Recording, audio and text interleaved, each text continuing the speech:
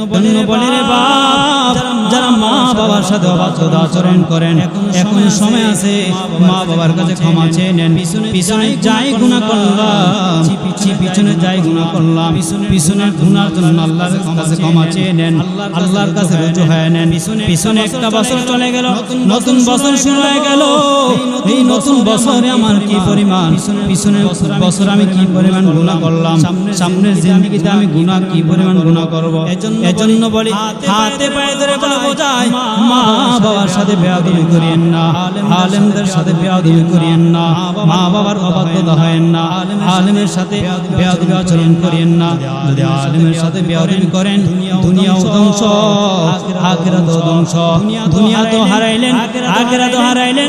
অথচ নবী বলেন, ইন্নাল উলামা ওয়ারাসাতুল আম্বিয়া, উলামায়ে কেরাম হলো নবীর ওয়ারিস।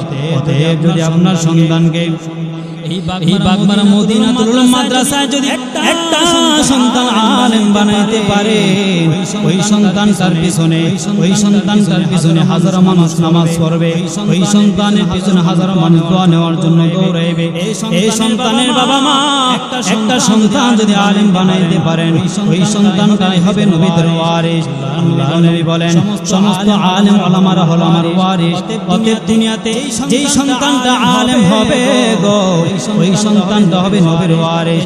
এজন্য মনটা কি চায় না রে মা, মনটা কি চায় না রে বাবা, একটা সন্তান আলেম বানায় নেন, একটা সন্তানকে নবীর ওয়ারিস বানায় নেন, একটা সন্তানকে আলেম বানায়া আখিরাতে আল্লাহর পক্ষ থেকে সার্টিফিকেট নেওয়ার জন্য একটা সন্তানকে আলেম বানায় নেন।